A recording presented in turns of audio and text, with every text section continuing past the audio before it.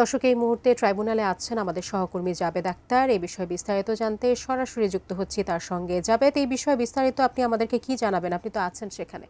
আন্তর্জাতিক অপরাধ ট্রাইব্যুনাল বিচারপতি গোলাম মুর্তজা মজুমদারের নেতৃত্বাধীন যে আন্তর্জাতিক অপরাধ ট্রাইব্যুনাল ১, সেখানে আজ শেখ হাসিনার বিরুদ্ধে জুলাই আগস্টে যে সংঘটিত মানবতা বিরোধী অপরাধ, সেই অপরাধের যে অভিযোগ গঠন, সেটি শুনানি শেষ হয়েছে এবং এই অভিযোগ গঠনের উপর আজ আদেশের জন্য দিন ধার্য রয়েছে। বেলা 11:30টার দিকে কোর্ট বসবে এবং তারপরেই তাদের যে আদেশ, সে আদেশ দিবেন। একটু ব্যাকগ্রাউন্ড আপনাকে বলি যে জুলাই আগস্টে যে মানবতা বিরোধী অপরাধ সংঘটিত হয়েছে, এইখানে প্রথম যে মামলাটি হয়েছিল সেটি প্রসিকিউশনের পক্ষ থেকে মামলাটি করা হয়েছিল সাবেক প্রধানমন্ত্রী শেখ হাসিনা।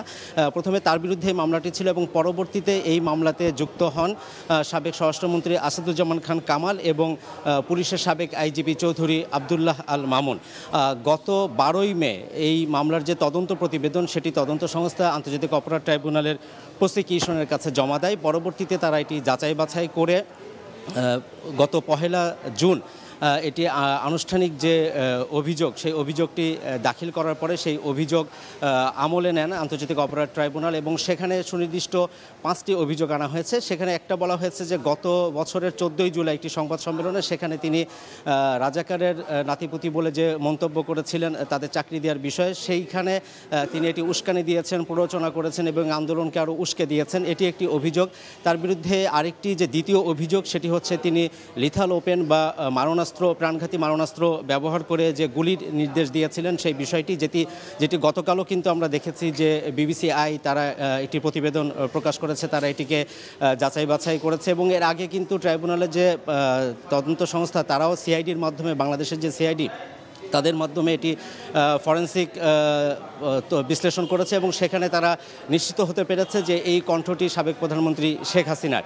এর বাইরে আরও 3টি অভিযোগ রয়েছে তার বিরুদ্ধে। একটি হচ্ছে, আপনি জানেন যে রংপুরের প্রথম শহীদ আবু সাঈদ হত্যা মামলা, সেটি তাকে যে হত্যা করা হয়েছিল সেই নির্দেশও সাবেক প্রধানমন্ত্রী শেখ হাসিনা দিয়েছিলেন এবং চাংখারপুলে 6 জনকে, শহীদ আনাস সহ 6 জনকে যে গুলি করে হত্যা করা হয়েছিল সেটি, এবং এর সাথে আশুলিয়ায় যে প্রথমে 5 জনকে গুলি করে হত্যা করা হয়, তারপর আরও একজন জীবিত সহ তাদেরকে যে তাদের মরদেহ পুরানো হয়েছিল, এই মোট 5টি সুনির্দিষ্ট অভিযোগ তাদের বিরুদ্ধে আনা হয়েছে। শাইনি চুলে এখন হবে সব হেয়ারস্টাইল। সিল্কোর দ্বিগুণ শাইনি চুল প্রতিদিন।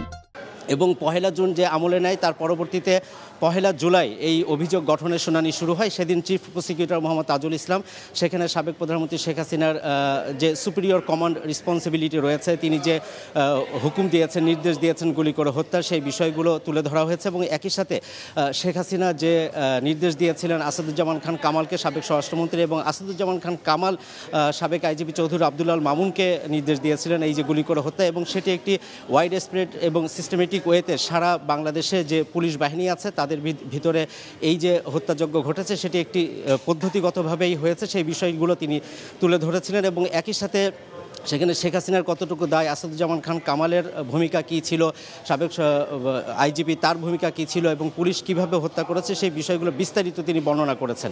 এবং ওই দিন রাষ্ট্রনিযুক্ত যে আইনজীবী অ্যাডভোকেট মোহাম্মদ আমির হোসেন, তিনি সময় আবেদন করেছিলেন 15 দিনে, তাকে 7 দিনের সময় দেওয়া হয়েছিল। গত 7 জুলাই তিনি তার শুনানি করেছেন এবং তিনি বলেছেন যে তার বিরুদ্ধে যে অভিযোগগুলো আনা হচ্ছে সেটি সঠিক নয়। তিনি এটিও বলেছেন যে এই আইনটি সেটি যুদ্ধ অপরাধের বিচারের জন্য এবং এখানে শেখ হাসিনার যে মানবতা বিরোধী অপরাধের যে বিচার করা হচ্ছে সেটি এই আন্তর্জাতিক অপরাধ ট্রাইব্যুনাল আইনের সেই বিচার হতে পারে না বলে তিনি দাবি করেছেন।